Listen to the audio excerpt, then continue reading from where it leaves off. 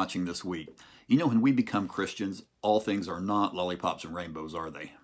Even in our relationships, we can have disagreements and even sometimes ugly arguments, even among believers.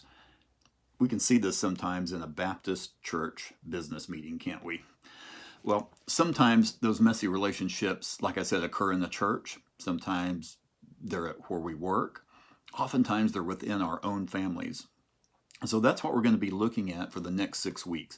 We're going to be looking at a new unit that's called Dealing with Messy Relationships.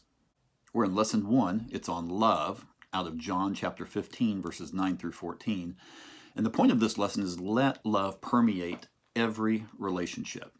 Now, we just have 6 verses this week. We're looking at love, and that's a word that we use very loosely in English, and it can mean a variety of things. I can love my wife, my job, I can love God, popcorn, my friends, I can love a song, the list goes on and on.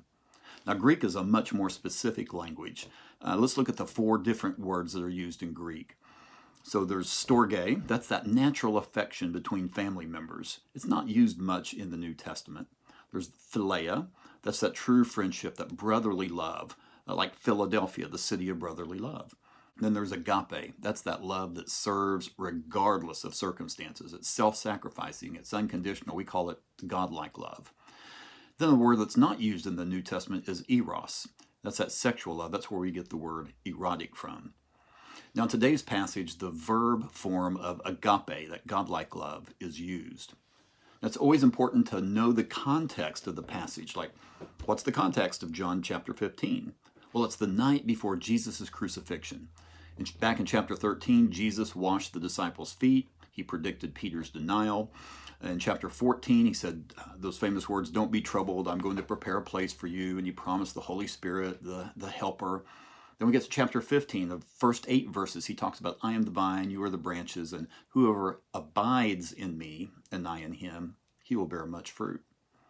Then we get to our verses. So let's read verses 9 through 10 of chapter 15. It says, "As the Father has loved me, so I have loved you. Now remain in my love. If you keep my commands, you will remain in my love, just as I have kept my Father's commands and remain in his love." YouTube videos have saved me many dollars over the past few years. I'm not naturally good mechanically or good at fixing things, so when the tail light of my truck had a hole in it and I priced it at the local dealership, it was going to be a little over $300, and I wasn't going to pay that. But I looked on YouTube and I found a video of how to do it.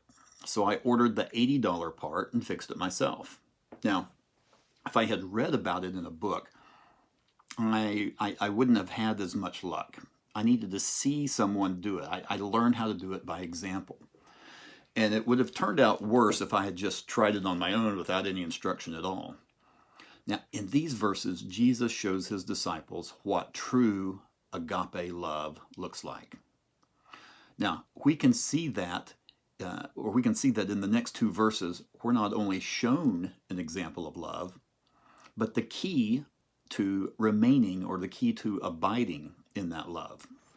Now, in this passage, Jesus just doesn't tell his disciples to love others. He doesn't tell them the steps of how to love others.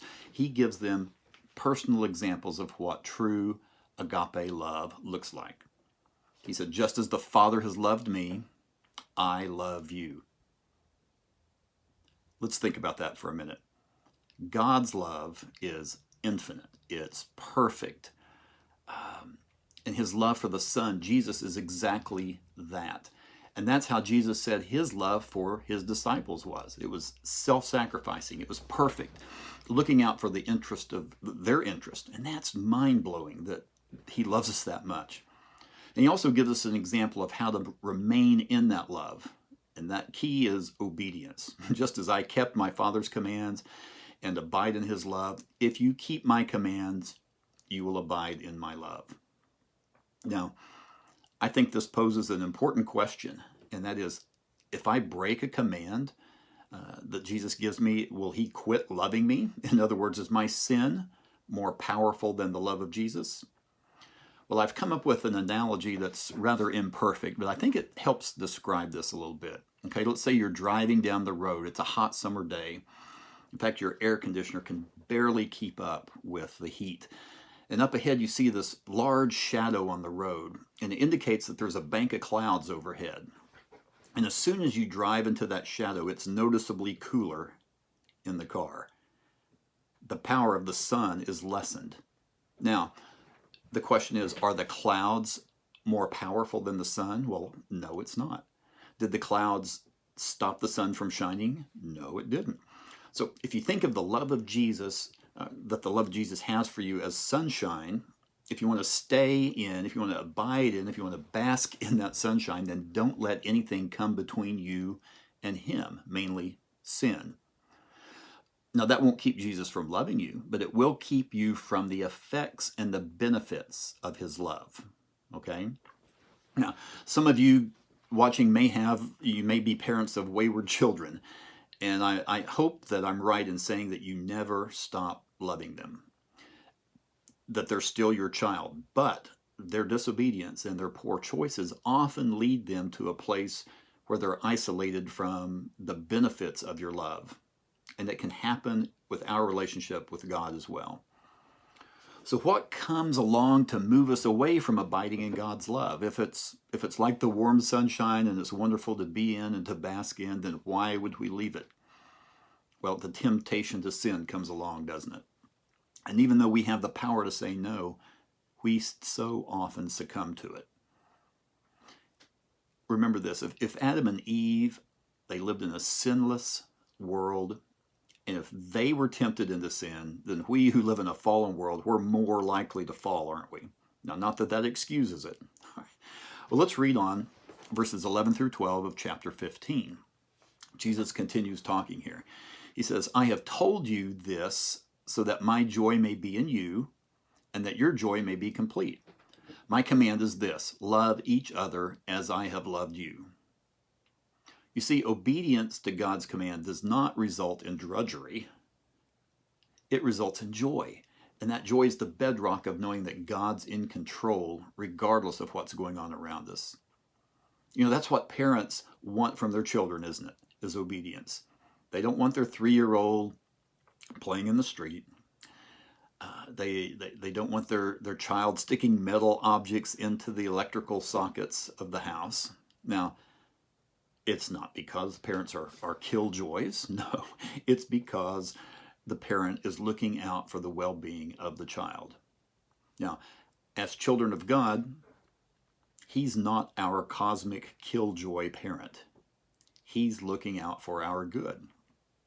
So Jesus here, he's telling his disciples and ultimately us that he has spoken these things so that their joy may be full or complete. So what has he spoken? Well, he said that the Father loves the Son loves his followers, and his followers show their appreciation and respect by obedience. And the end product to the believer is joy. So he gives us the example, and then he tells us what the byproduct is. And then there's more. Just when you thought there were no more commandments, he said, this is my commandment, that you love one another as I have loved you.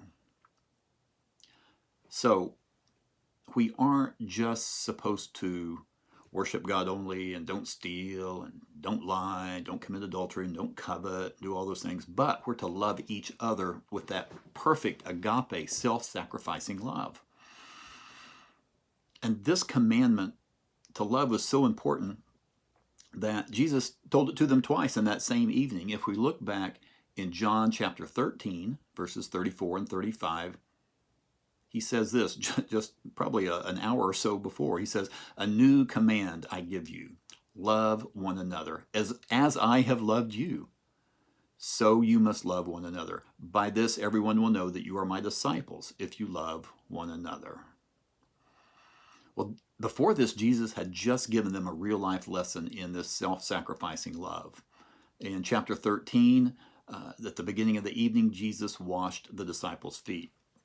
Now, this was a self-sacrificing act of service, but nothing compared to the sacrifice that he would offer just a few hours later. And Jesus foreshadows this in the next two verses. So let's continue and let's read John chapter 15, verses 13 and 14, our last two verses. Jesus continues and he says, "Greater love has no one than this, to lay down one's life for one's friends. You are my friends if you do what I command." So Jesus said, the greatest love is this, that someone lays down their life for their friends. And guess what? You are my friends. I wonder if the disciples recalled this 24 hours later when Jesus had died.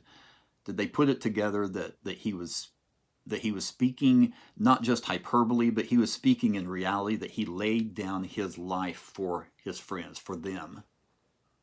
So here, what do we do with this lesson? What do we do with this information? Okay, we need to do something with it. Well, first of all, check your relationship with God. Is there some habitual sin in your life? If so, that sin is like that cloud that's blocking the full effects of God's love.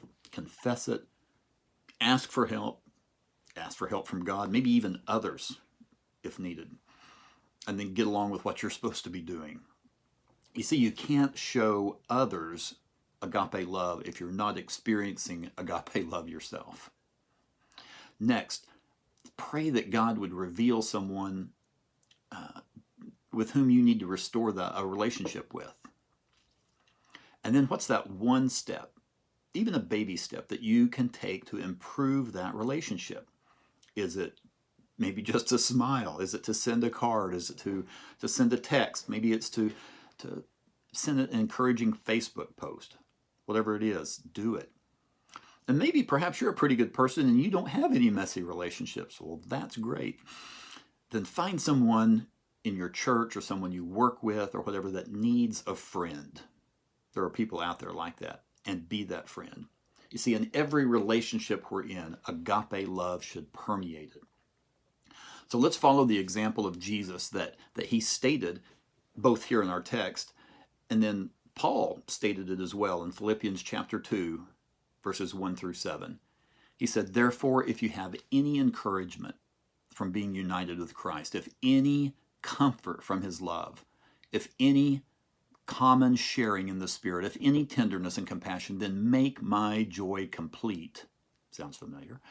"By being like-minded, having the same love," that agape love, "being one in spirit and one in mind. Do nothing out of selfish ambition or vain conceit. Rather, in humility, value others above yourselves, not looking to your own interest, but each of you to the interest of the others. In your relationships with one another, have the same mindset as Jesus Christ, or Christ Jesus, who being in the very nature God, did not consider equality with God something to be used to his own advantage or something to be grasped. Rather, he made himself nothing by taking the very nature of a servant, being made in human likeness." Great words to end on, isn't it? Well, next time we're going to be examining the word encourage as we think about messy relationships out of Acts chapters 9 and 11, looking at the Apostle Paul and one of his companions whose name literally means son of encouragement. So stay safe. Thanks for watching.